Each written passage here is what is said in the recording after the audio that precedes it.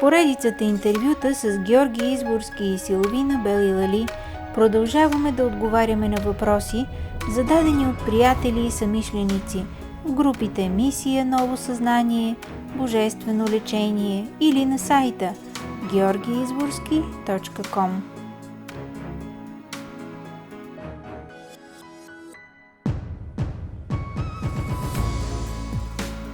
Темата на това интервю са парите, свобода или капан.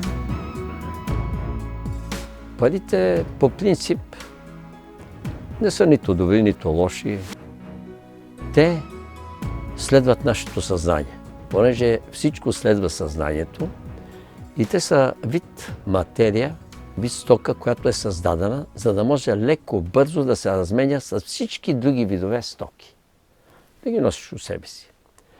Освен това, значи, като говоря за стока, аз имам предвид не само материалната страна, а и виртуалната страна, невидимата страна. Защото отивам при един човек да му иска акъл. Да ми даде съвет. Той ми го дава и аз му плащам по някакъв начин за това. Да. Защото, щом е мъдрец, носи му поне някакъв дребен подарък, понеже знам. Дали килограм ябълки или мед. Но нося нещо. Така.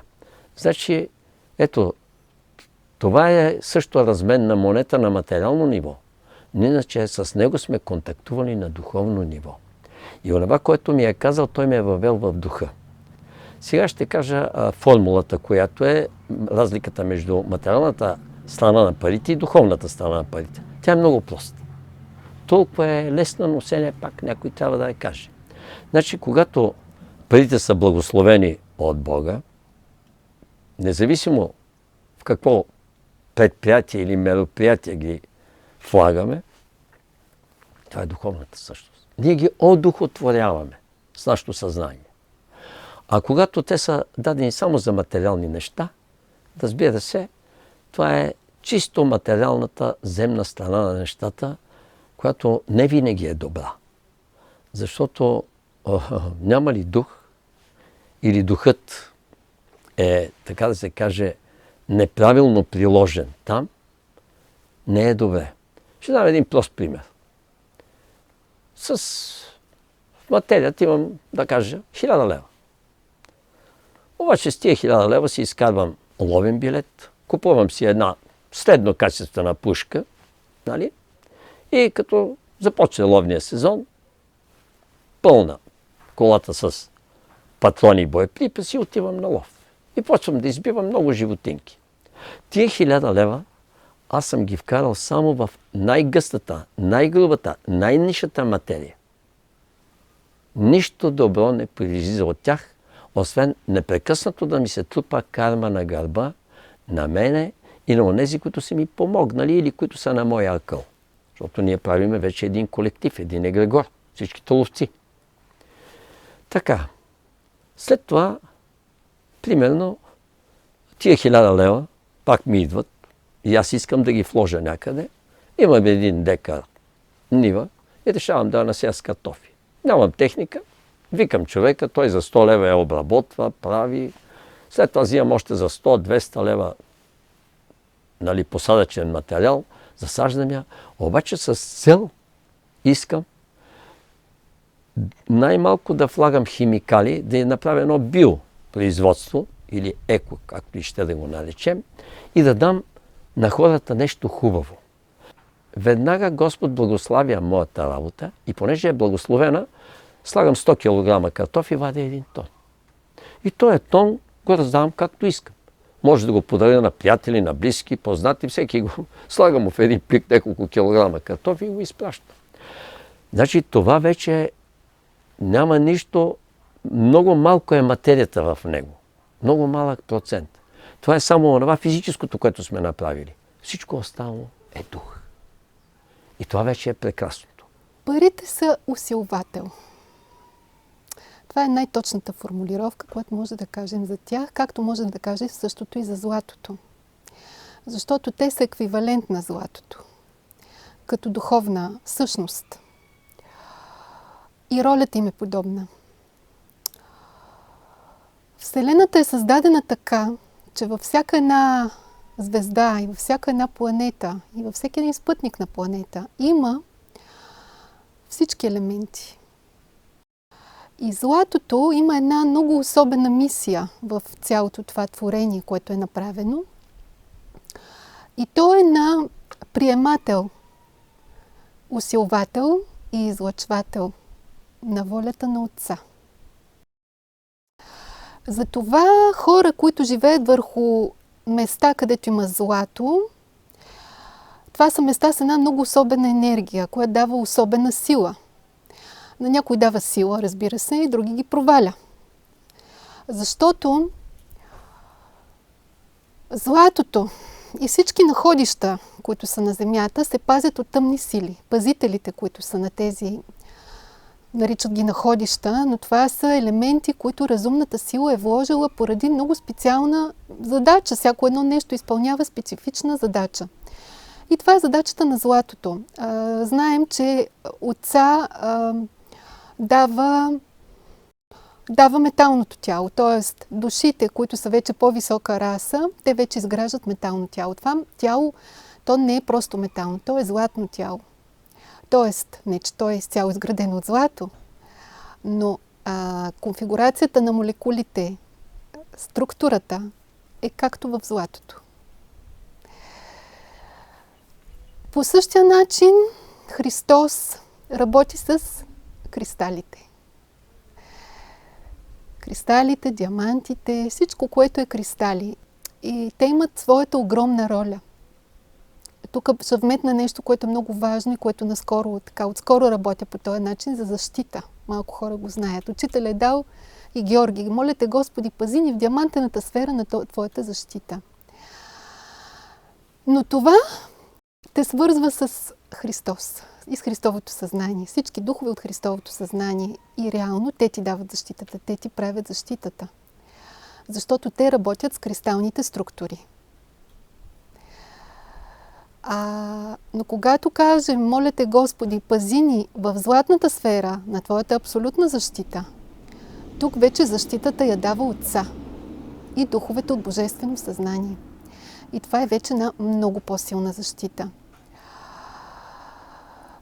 Когато кажем, Господи, пази ни, закрили ни в светлинната сфера на твоята абсолютна защита, това вече е Твореца. Как работят светлите духове? Когато ние казваме молитва, много хора си мислят, че те едва ли не идват до нас и изпълняват това, което ние сме си помолили. Но това не е така.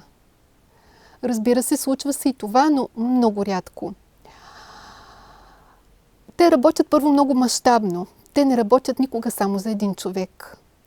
Тоест, когато има група съзнание, същества в цялата Вселена, не само на Земята, които са дораснали до определено нещо, има човек някъде, който се моли за нещо, тая трансформация се случва при всички.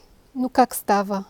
Точно чрез тези елементи, които съществуват в Вселената, които са приематели и усилватели и излъчватели на мисълта на Бога.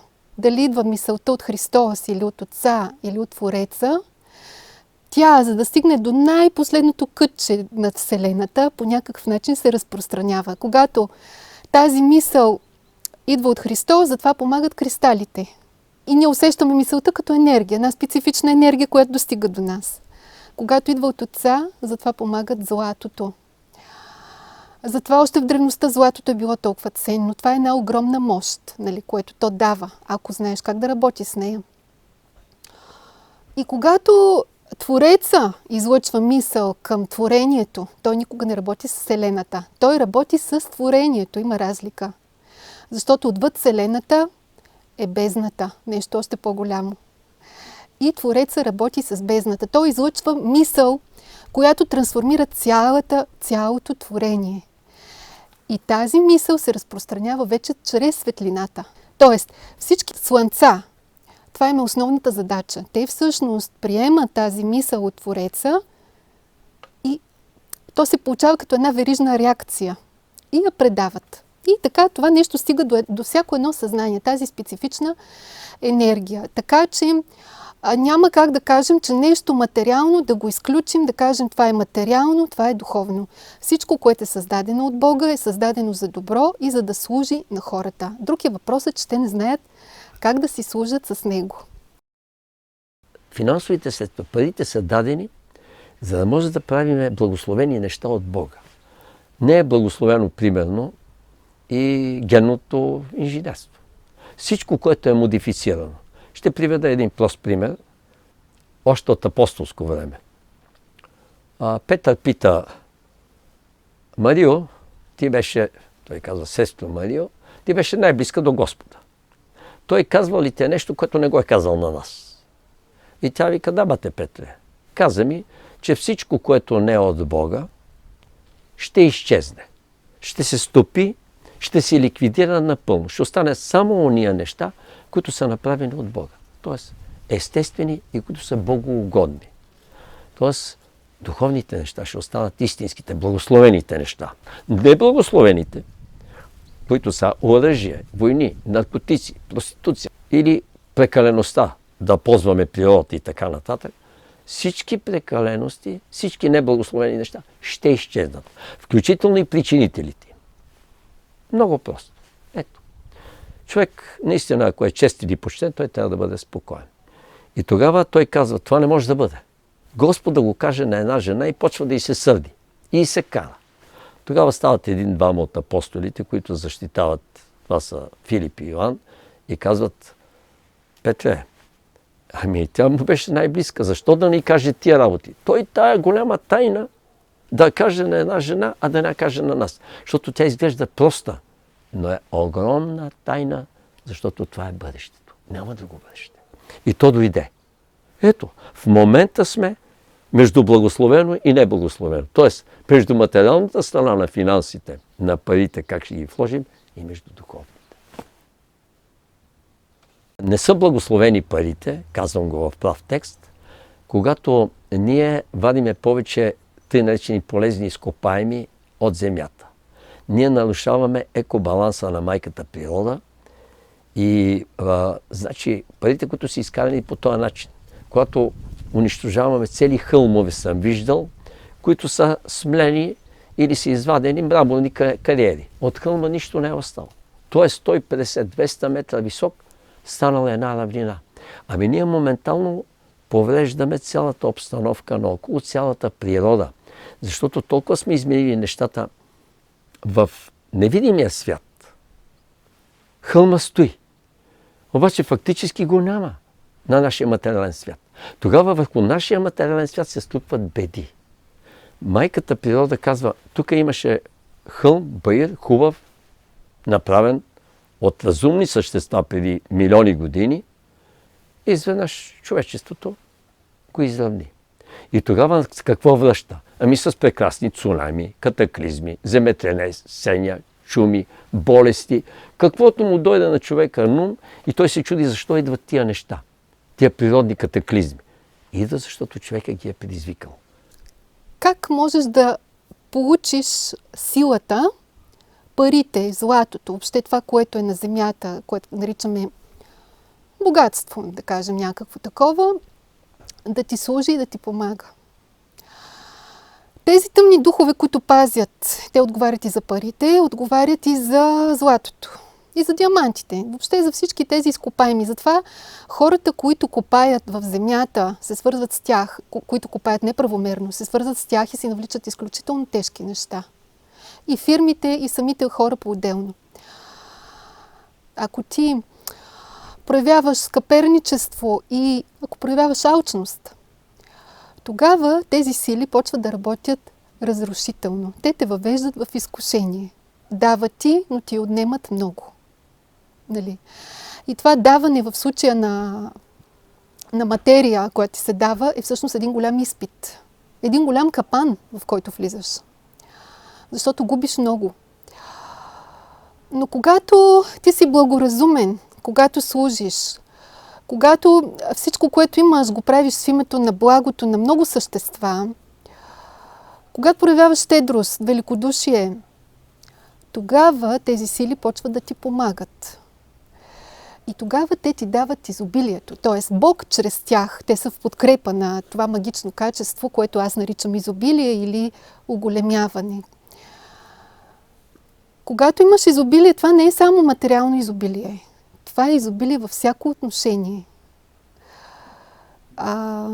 И то е една голяма сила, една голяма подкрепа. И ако се сетим за Свети Георги, който убива ламята, понеже общуваме с този дух и наблюдавам как се развива съдбата му, е наистина много интересна. И чрез това нещо успях така да разбера всъщност какво точно се е случило, когато той е имал прераждане на земята като Свети Георги. Той е победил алчността. Точно това, за което говоря. Това е ламята. Когато победиш скъперничеството и алчността, ти дават царската дъщеря. И ти дават и имане някакво. Просто ти дават достъп до някаква такава сила, която те подкрепя. Наистина това е една... хората, за които тази сила работи подкрепащо, които в домовете си имат злато, това им дава много. Това наистина е така. Нали? Просто всичко е нож с две остриета, включително и тази материя, но тя наистина е труден изпит. Може би тук е подходящо да ти задам един от въпросите от интернет страницата, във Фейсбук и в YouTube. Има доста въпроси, които получихме, както и на имейла. Как можеш да имаш бизнес, но да спазваш същевременно божествените закони? Доста е трудно, но не е невъзможно. Всички си мислят, че когато имаш бизнес, особено е станало вече нарицателно за търговците, думата, че търговец честен няма.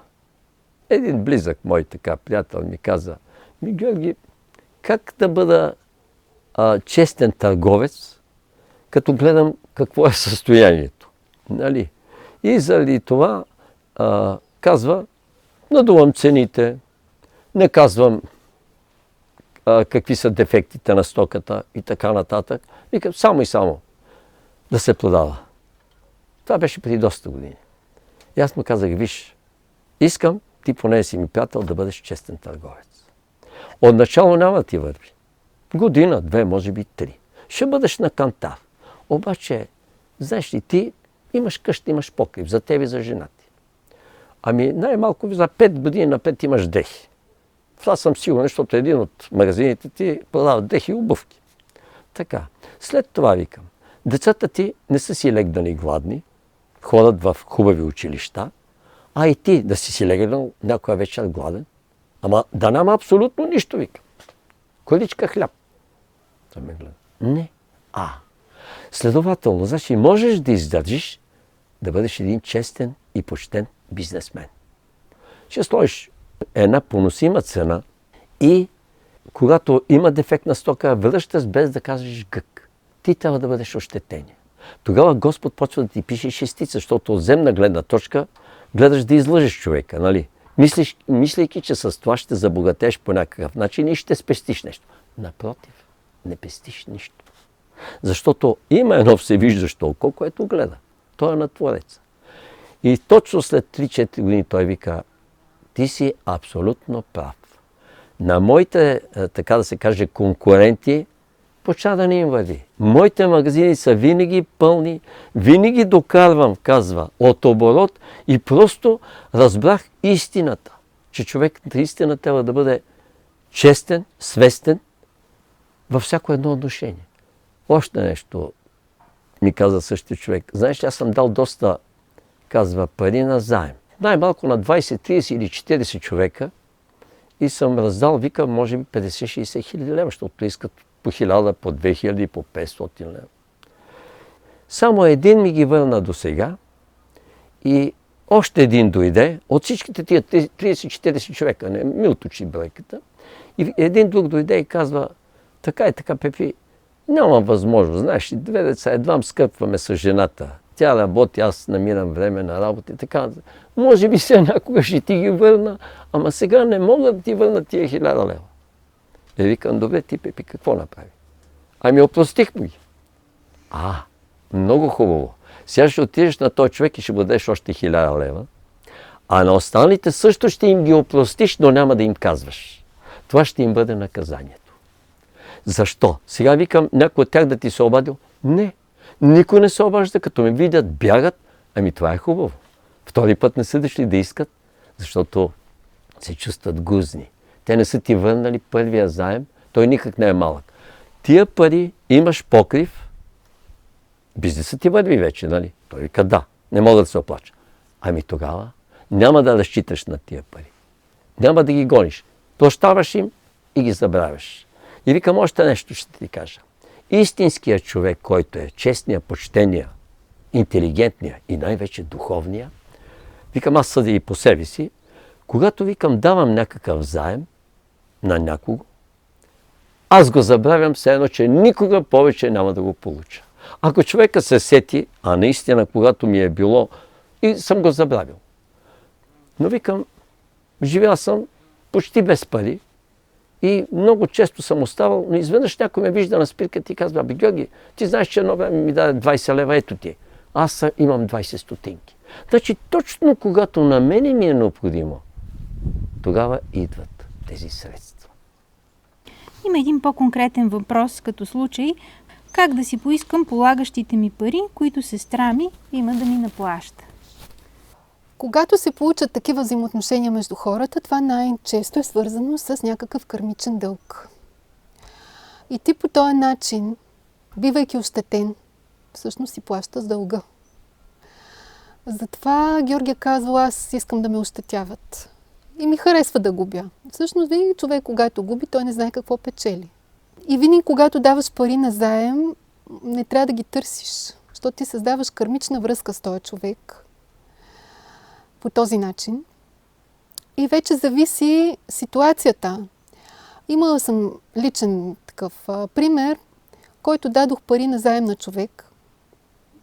От малка съм научена на това. Някак си нямам очакването, че ще ми ги върнат. Още от много малка бях студентка на 18-19 години. Имаше една моя състудентка с тежък проблем. И аз си помогнах, за да буквално давайки последните си пари. И без очакване, защото тя замина за чужбина и тази жена повече не я и видях. Нали? Не съм имала очакване, че това ще бъде върнато.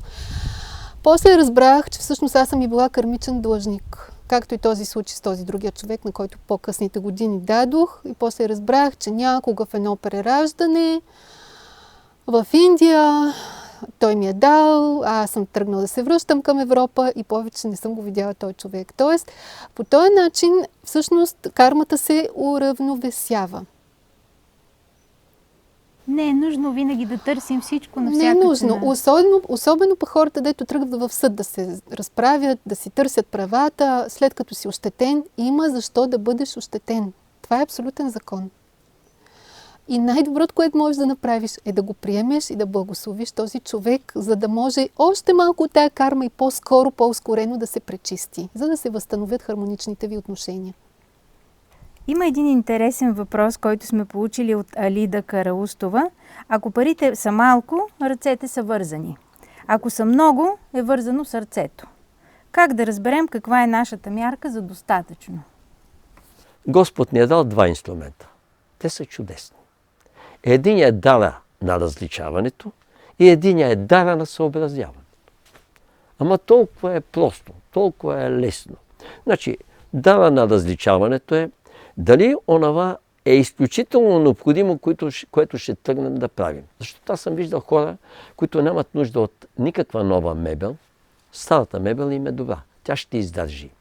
Но те вкарват там всичките си пари и започват да имат недоимък. Добре, защо? Когато можеш да използваш старата вещ още дълго време. Това се отнася и за автомобилите, отнася се и за къщите. Хората не знаят да се разпростират според чергата си. Значи, народната поговорка да се разпростираме според чергата си включва дара на различаването, кое ни е наистина абсолютно необходимо и без което не може, и дара на съобразяването, да се съобразяваме с обстановката, която е за момента. Значи за момента наистина имаме на физическо ниво малко пари. Така е. Но ние ще трябва да преминем през този период, да го приемем, да се съгласим с него и да кажем, да, Господи, така си е решил. Тогава ние ще се поизмъчим, обаче няма начин да не мине този период. Защото живота е една амплитуда нагоре и надолу. Ще приведа един хубав пример. Аз съм работил в чужбина. И там имаше много хора, като мене. Плащаха добре. Парите, ето, аз донесох, ги вложих. Къща правихме тогава, кола си взех. Мисля, че ги вложих в добри неща и карахме. Но това моето приятелско семейство, което им ходих на гости, сега какво направиха те? Значи жената нямаше пръст, където да няма златен пръстен. Ако можеш и на краката ще ги сложи, нали? Златни пръстени. Всяка вечер на ресторант. Ама когато си купиш от магазина или от пазара храна, тя е сигурно 10 или 20 пъти, а може би и 30 пъти по-евтина и си я сготвиш. Не. Те започнаха да живеят на широка нога, защото имаха средства. След 1 година и половина парите свършиха. Няма пари. Защото не са вложени както трябва. И след това те започнаха да взимат заеми. Защото са свикнали на този, така да се каже, разкошен живот. Ама заемите все рано или късно трябва да започнат да се изплащат. Нали? И тогава жената каза на мъжа си: ставай и заминавай. От най-далечния север, където бяхме в Западен Сибир на работа, то отиде в африканския континент, мисля, че в Либия отиде. Много хора ходиха българи в Либия. И там се седя 4 години. Но от този студ, от минус 50, след като отиваш на плюс 50 градуса и хора се прибират в България, неговия живот продължи 1 година и половина и просто си отиде. Но тук мисълта ми е за ползването. Малкото пари и когато са много пари. Нали? Бързо е сърцето. Ама сърцето ще си го развързаш, когато имаш много и обилно, чрез благотворителност и чрез работа за общото благо. Не за себе си. Аз съм казал в този случай с този богатаж, дето дойде. И Георги, не съм щастлив. Не си щастлив, защото не работи за една голяма идея. И викам, защо направи той? То не е параклис, църква. Голяма за стотици хиляди евро. Що направи вътре в двора си? Висока стена, камери пазят, не знам какви си аларми. Викам, мога ли аз да влеза свободно в Божия храм? Той е в твоя двор. Ще ми изхвърлят, викам, ако ме познава, нали, пазача и знае, че съм ти близък, ще отвори, ще ме пусне. Ами иначе няма. А храма Божий е заради това. Макар че Бог не е в ръкотворни храмове. Значи ти вместо да вложиш тези пари в някакво мероприятие, което ще да бъде наистина угодно на Всевишния и за благото на обществото, на една болница, на една детска градина ги дай, на един старчески дом, купи им нови легла. Статите стоят, викам, там на едни избушени легла. Викам, нека се подобри с нещо обстановката. Дай го нещо на другите. 150-200 хиляди евро. Ти просто си ги издухал, те са разпилени, те нищо не... В двора ти стои нещо, но това е само проекция. Нищо друго не е.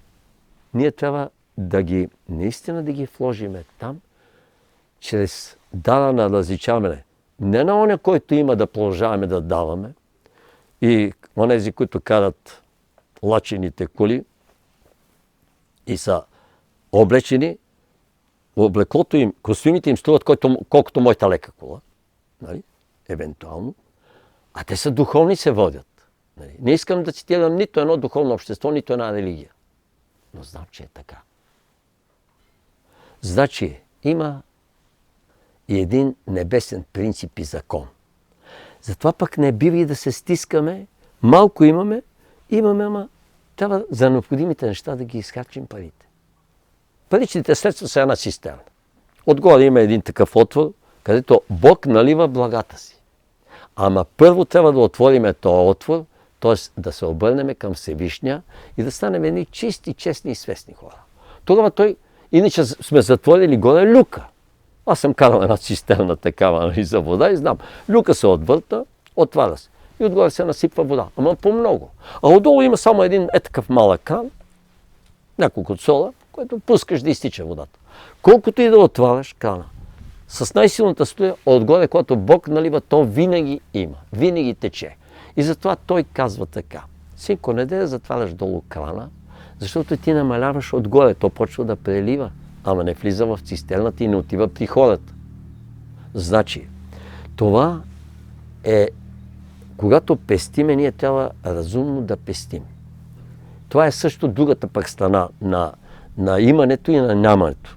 Пак другата страна на парите. Може би отговарям и на друг въпрос за пестеливостта, каквато и за заемите, които се взимат. Значи, пестиме разумно за нещо, което е необходимо да го имаме. А не, казвал съм този пример с Соня, който 30 години работи за едно парче. И по 2 смени и този човек не живя 30 години. Като го купи, разходи го из махалата, нали, да се види, беше слугар, най-обикновен слугар в един военен завод. Работеше на 2 смени винаги. Не можа да се ожени, остана старен, защото човек трябва да контактува, да живее живот. Той не е излизал нито веднъж на кръчма, не си е позволил едно кафе, да се черпи с приятелите. Само работа. Прибира се, работа. Прибира се, работа. И за него гледам го 1 година, отпуска го няма 2 месеца, не е използвал. И го виждам, кара, тогава беше АПК или ТКЗС, и го виждам, кара един камион. Гаска, съветски. И му викам, бе, Асенчо, гледам, караш камион. Какъв е това камион, бе? О, вика, 2 месеца съм отпуска, дойдех тук да изкарам някой лев през селскостопанската кампания и от комбайните карам, вика, жито в ТКС. Викам, ти не си почивал от 2 години, бе, моето момче, и по 2 смени работиш. Ма върви на морето. Аз знаеш ли колко скъпо там, колко пари ще дам. Аз знаеш, че всичко каширам, така. Чакаме. Какво като си купиш жълто парче? И то не е ново. А 30 години му отнел живот. Той не живя този човек. Защото имаше просто една идея фикс, която беше материална. Когато прекалено много желаеш парите, привличаш ли ги или обратното? Когато човек има силно желание, това желание у него е продиктувано от тъмна сила, което е в него, и увеличава тази негова страст или силно желание. Тази тъмна сила той е привлякал в себе си, поради това, че той има карма, свързано с това, че той е нарушил нещата и природните закони, точно свързани с неговите желания. Примерно, човек иска да има много пари, но това желание идва от това, че той е бил един скъперник и е ощетил много хора и сега не му е дадено да има пари. И няма да му бъде дадено, докато той не си научи урока да дава и да не е егоист. Други хора, които нямат връзка и имат проблеми с връзката, и там има голямото желание. Винаги където е силното желание, там е кармата на човека. В това съм се убедила също в работата си. Другото, което може да се каже по този въпрос, е дарбата материализация. Много хора, гледайки и вдъхновявайки се от филми като Тайната и други подобни, доста материалистични филми, смятат, че достатъчно е да си напишеш едно нещо на стената и да повтаряш някакви неща и те се случват. Случват се, ако имаш дарбата материализация. Ако си я заслужил, тогава вече зависи дали чрез мисъл, дали чрез визуализация, дали чрез повтаряйки или пишейки някакви неща, ти можеш да извикаш, т.е. Вселената или духа вече ти помага това нещо, което е в мислите ти, да се материализира.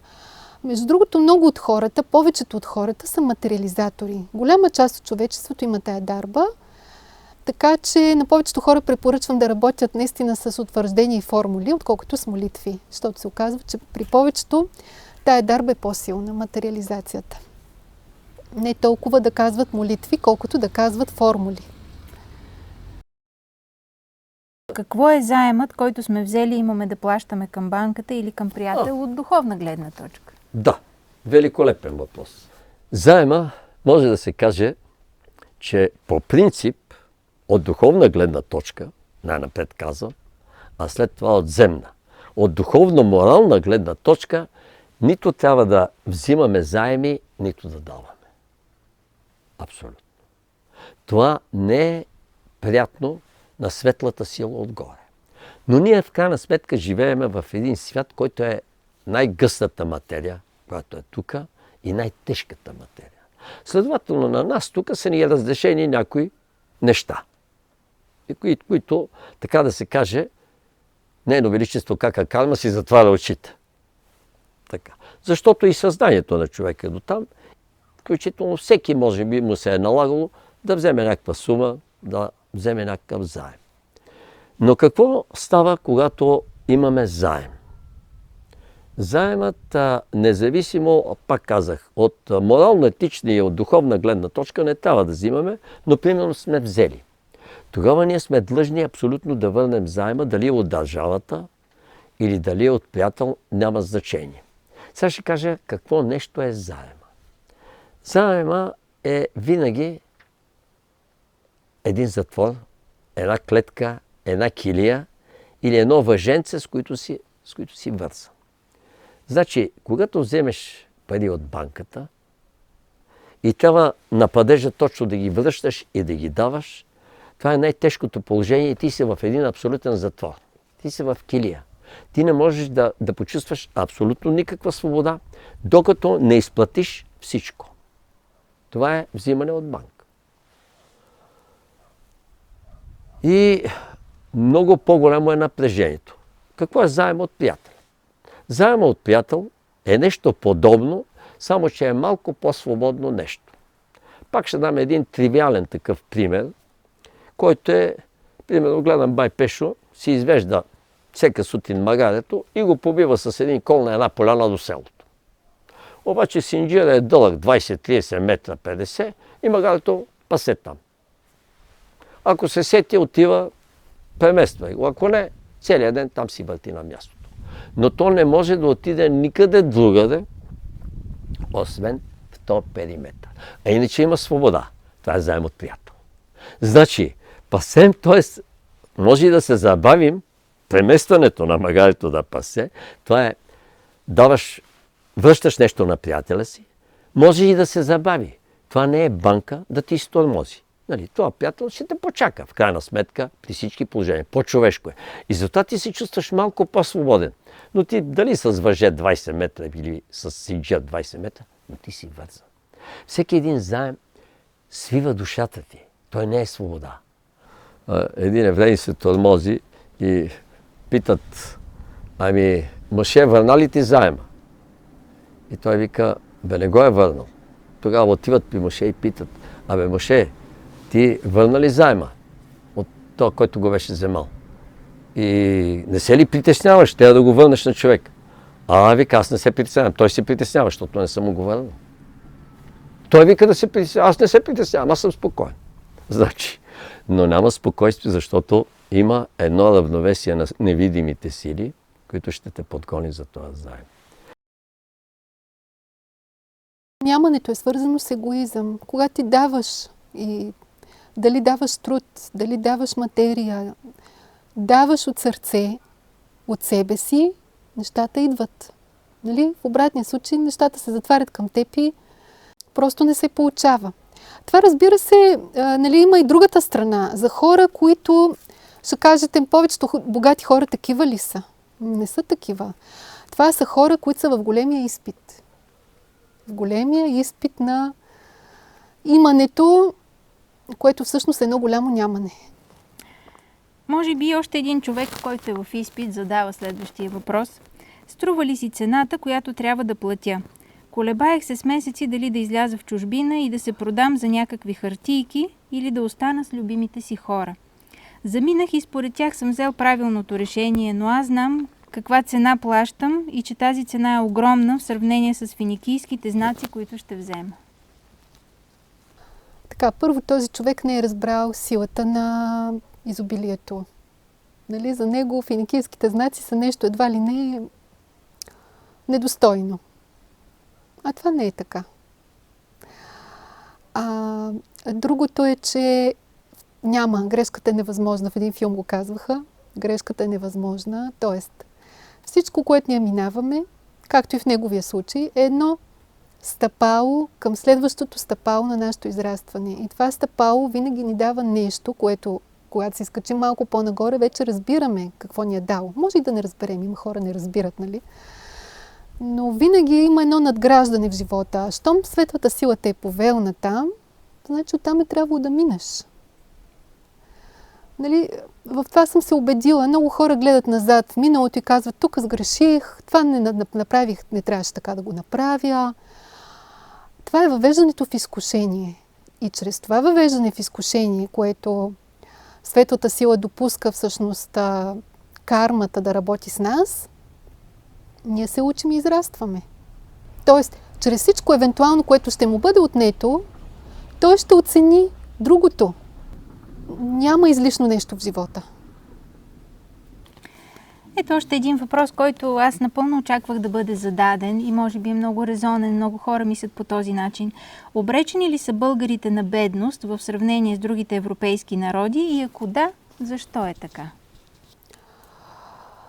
Не бих казала, че е така, но че българина минава през тежки изпити, това е факт. Нали, учителя казва, България е черния дроб. Истината е, че всички души, които се раждат в България, са души с много тежка карма, които са дошли на тая земя, с всичките й съоръжения, светилища и места, за да могат да си я пречистят. И просто има и националната карма, разбира се, но и това, което казах, е абсолютен факт и поради това тук е малко по-трудно, отколкото на другите места.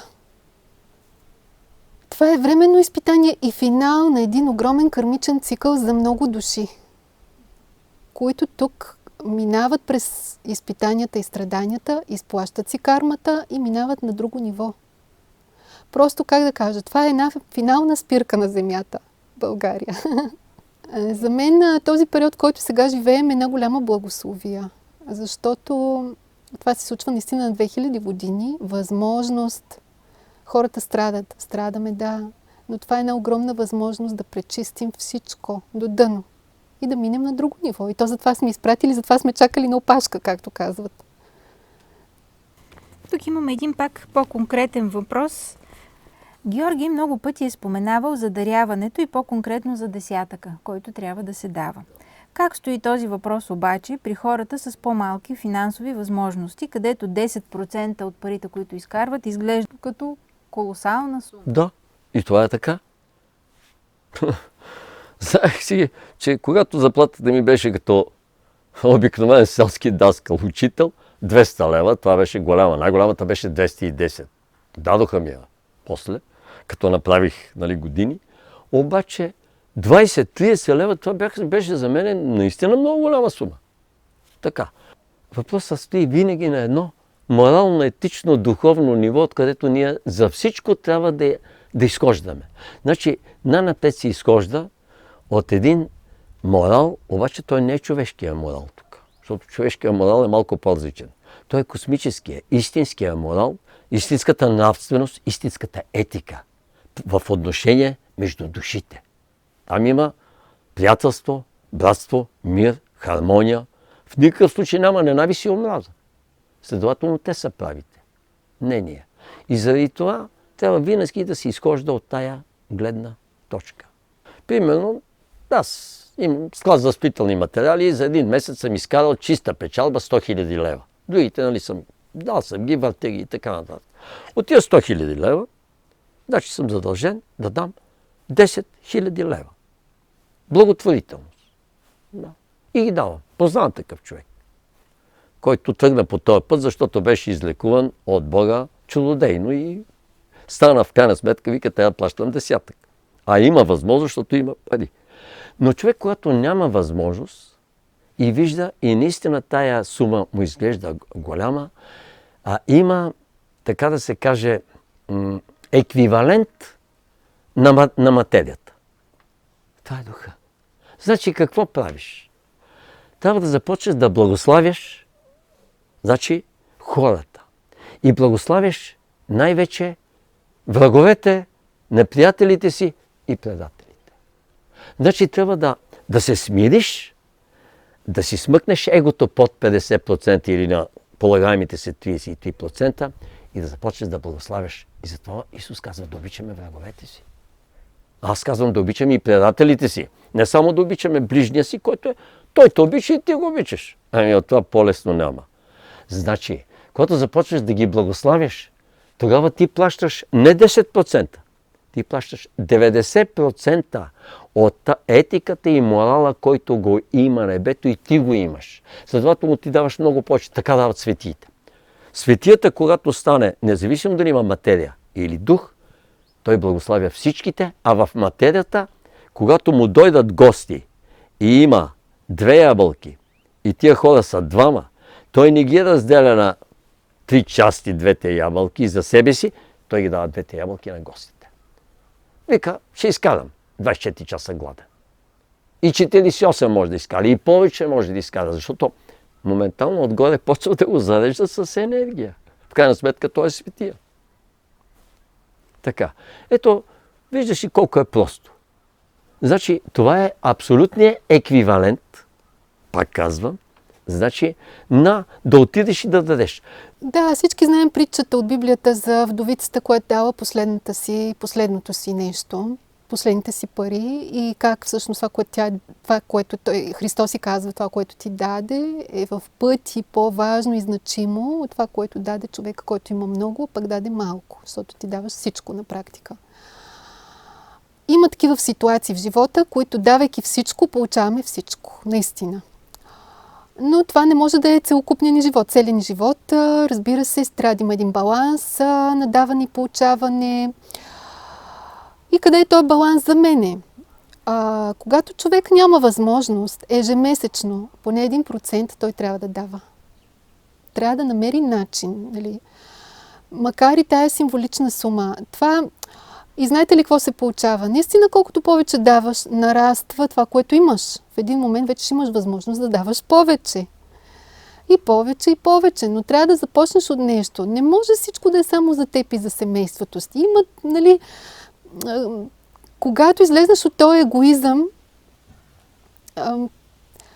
ти се дава изобилието. Егоизма е основната причина хората да нямат. Така че това е за десятък. В следващ момент вече, примерно на мен са ми казали, трябва да давам 15%, не 10%. Значи, колкото повече порастваш в духа, толкова повече изискванията към теб нарастват. Но трябва да почнеш от нещо. Нещо малко. Направи нещо малко, хубаво, всеки месец за някой далечен, чужд човек. Зарадва една душа и благослави. Това, което каза Георги. Това е абсолютно. Значи в духовен план да даваме и в материален да намираме начин, макар и малко да даваме. Тук имаме един пак по-конкретен въпрос.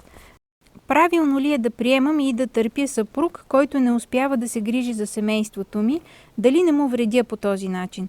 Защото ако на него не му липсват основните жизнени удобства, няма да положи усилия да промени положението и да се прежали, да се хване на работа, пък каквато и да е.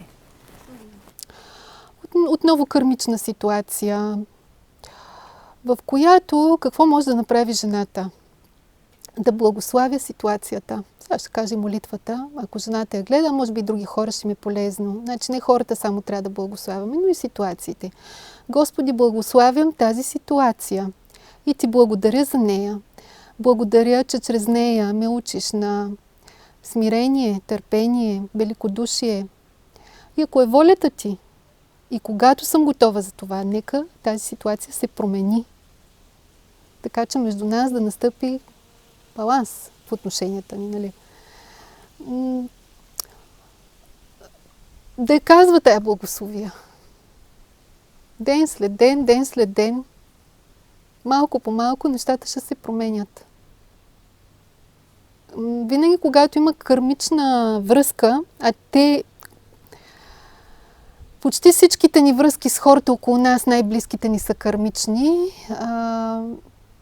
Прошката и благословията са начините, с които да се свържим със светлата сила, така че да може да започне да ни помага това, което аз наричам божествено лечение. Т.е. да пречисти тази карма, която ние сме създали, а когато се пречисти кармата, ситуацията се променя.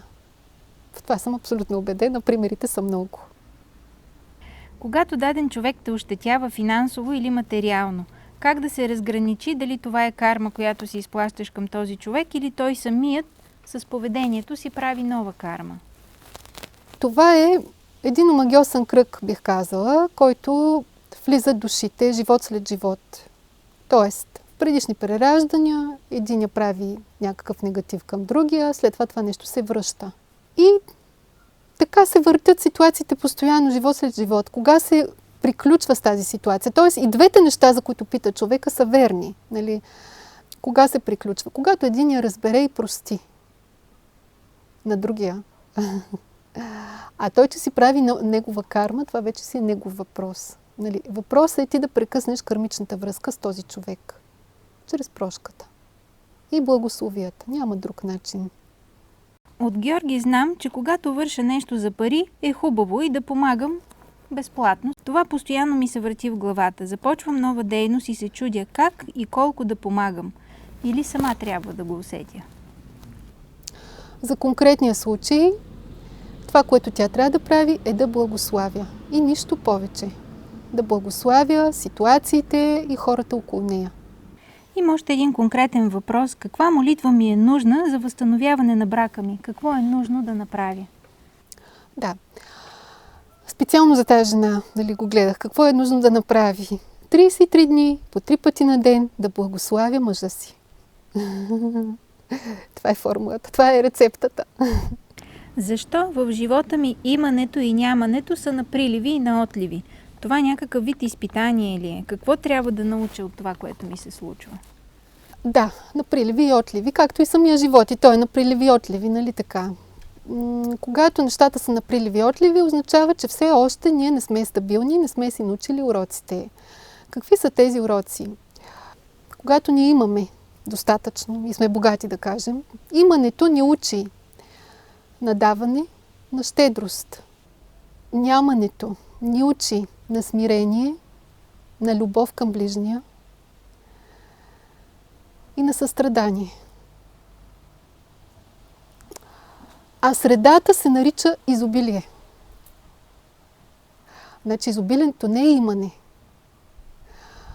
Защото в имането ти не си научил уроците. Все още. В изобилието ти имаш вече връзката с духа. Казвам духа, защото това е вече и светло, и тъмно, и въобще цялата природа е на твоя страна. И тя ти дава изобилие. Какво значи изобилие? Да имаш винаги достатъчно. Това, което казва Георги. И малко отгоре, за да си вършиш работата за другите. Нали, в материален аспект. А иначе ти се увеличават всичко. Увеличават ти се дарбите, увеличават ти се всичко това изобилие.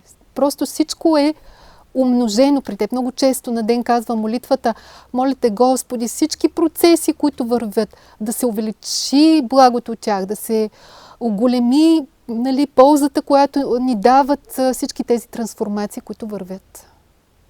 Всичко това е изобилието.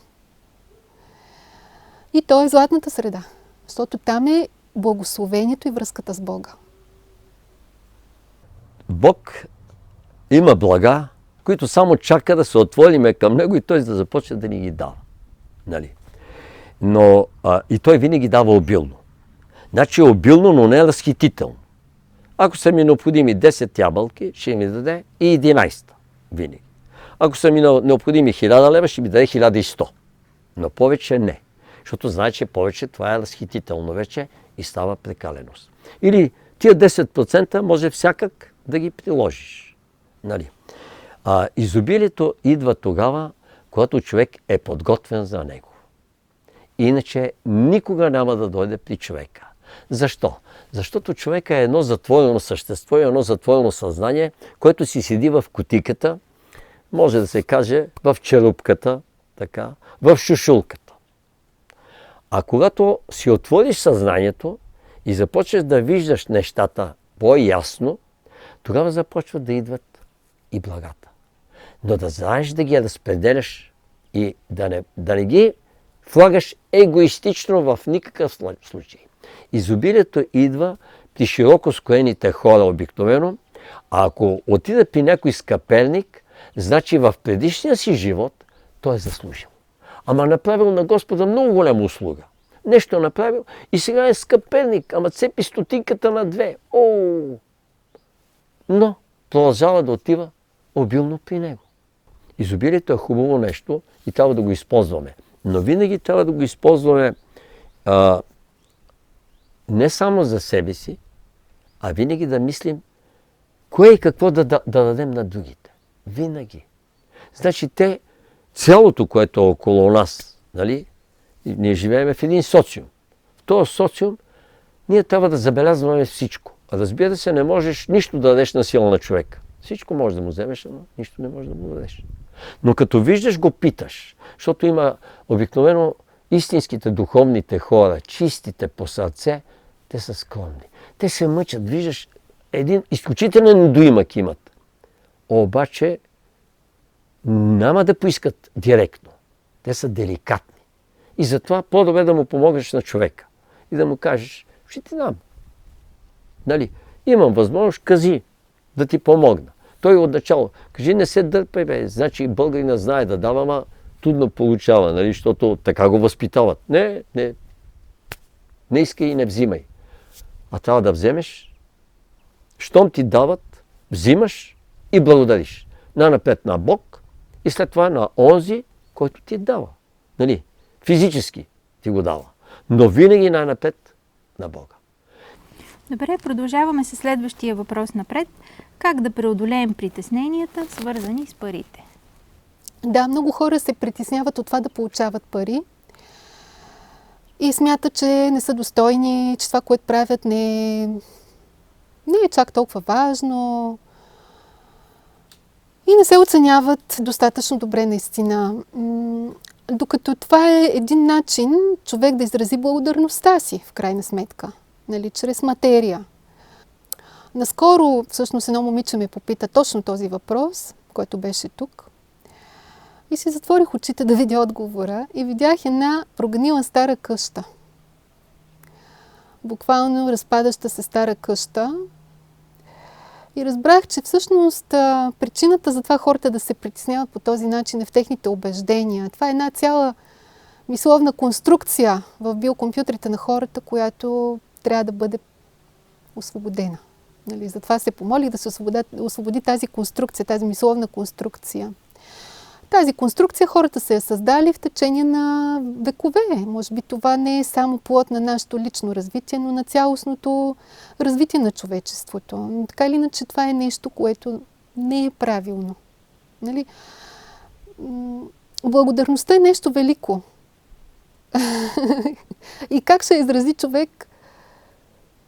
Нали? Дали ще ти благодари, ще ти излъчи любов или ще ти даде нещо? То е същото, нали?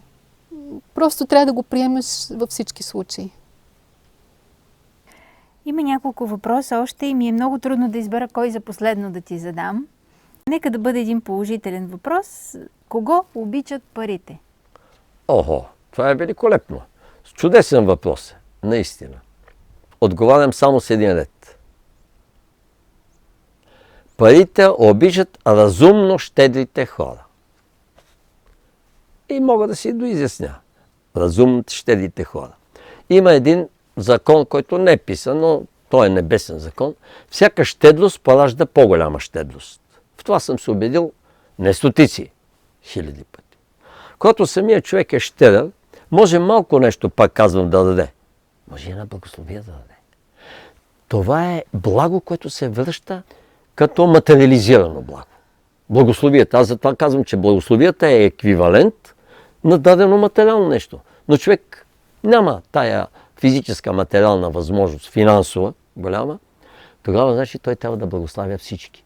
Можеш да излезеш от къщи и да кажеш, сега докато стигна до моето работно място, по улиците, така, ще благославям всички. Ма тази група чака тук автобуса, ония там, срещам някой, ама не ми е приятен. Нали, какъв ще благославям. Значи, няма начин да усетиш материалната страна след това на благословията. Парите започват да ходят точно при тези хора. Отначало не, той няма, защото той продължава да дава. Но да не дава първо прекалено, защото всяка прекалено се наказва. Трябва да знае на кой, колко и как да разпределя. И фактически не да дава на някой, който идва, моли се, гледаш го, че е здрав и прав. Благоразумието е велика добродетел. колко, доколко, на кого, но винаги в името на една велика идея. Парите са за мъдри, умни хора, но в никакъв случай за елементарни съзнания. Елементарните съзнания не могат да боравят с финансовите средства в никакъв случай. Тоест ето го отговора на въпроса за кого са капан и за кого са свобода. Точно.